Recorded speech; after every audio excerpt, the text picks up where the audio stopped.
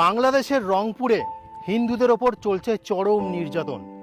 যেখানে আমরা জানি যে নতুন একটা খবর পেয়েছি, যেখানে একজন সনাতন ধর্মের মানুষ নাকি ধর্মীয় অবমাননা করেছিল, তার পরিপ্রেক্ষিতে তাকে তো শাস্তি দেওয়া হয়েছে, এবং তারপরে রংপুরে যে ভায়োলেন্স নেমে আসে, যে অত্যাচার নেমে আসে, সেটা সত্যি বলার মতো নয়। সেখানে আপনারা ছবিতে দেখতে পাচ্ছেন যে শত শত মানুষ, গ্রামবাসী তাদের নিজের পরিবার পরিজন সমস্ত জিনিসপত্র নিয়ে ভ্যানে, রিকশায়, টোটোতে করে সেই রংপুর জেলা, সেই গ্রাম তারা ত্যাগ করছে। এটাই কি সেই মানবতার দৃশ্য, যেখানে সনাতন ধর্মের মানুষই শুধুমাত্র বারবার সেখানে অত্যাচারিত হয়?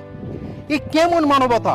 আজ মানবতা কোথায় নেমে এসেছে? এর পরিপ্রেক্ষিতে দেখা যাচ্ছে যে সবাই চুপচাপ আছে, এবং আমরা দেখতে পাচ্ছি যে বহু জায়গায় অন্য বিষয় নিয়ে প্রতিবাদ চললেও কিন্তু বাংলাদেশের যে সনাতনী হিন্দু আছে তাদের ওপর যে নির্যাতন চলছে, অত্যাচার চলছে, তারা যে রাতের পর রাত, দিনের পর দিন নিজের ঘর সংসার ত্যাগ করে সপরিবারে কোথায় চলে যাচ্ছে কেউ জানে না, তার বিচারটা কে করবে?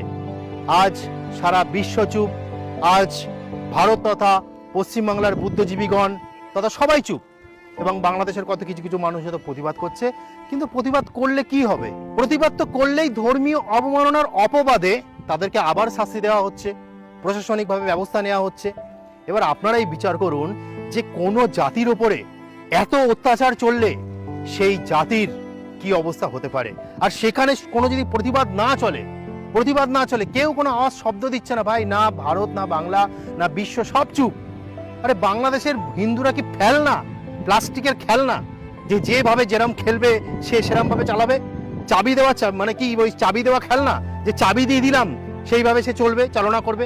এটা কখনো হতে পারে? এটা কি মানবতার অধিকার হতে পারে? সেটা আপনারাই বলুন। কিন্তু কি করব বলুন, ভগবানের কাছে প্রার্থনা করা ছাড়া তো উপায় নেই। তাই ভগবানের কাছে প্রার্থনা করি, যারা যারা এরকম অত্যাচার করছে, ভগবান তুমি তাদের কর্মফল প্রদান করো, এছাড়া আর কিচ্ছু চায় না। তুমি তাদের শুধু কর্মফলটা প্রদান করো। তুমি গীতায় বলেছিলে যে কর্মে তোমরা স্বতন্ত্র আছো, ফলের উপর তোমার অধিকার নেই। সেই ফলটা জানি তুমিই দেবে, আর তুমি সেই কর্মফলটা দিও যাতে একটা সুষ্ঠু সমাজ গড়ে উঠতে পারে, এবং যেসব হিন্দু অত্যাচারিত হচ্ছে, নির্যাতিত হচ্ছে, তারা যেন শান্তিতে বসবাস করতে পারে। তো আজকে বলার ছিল, প্রতিবাদ করুন।